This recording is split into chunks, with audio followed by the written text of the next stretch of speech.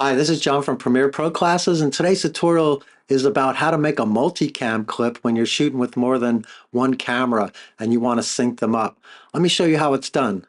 So here I have an interview which I shot two cameras and there's a microphone on each of us, and I want to sync this up to a multi-clip so I can edit these cameras together. So it's really easy to do if you just highlight these two clips here and you right click it and you say create multicam sequence. Now I want to sync it by audio, which is the easiest way to sync it. I'm going to click audio to sync it by the audio of the clips, and I'm going to just hit OK, and it's going to process those clips and it's going to make a new sequence with both clips in it.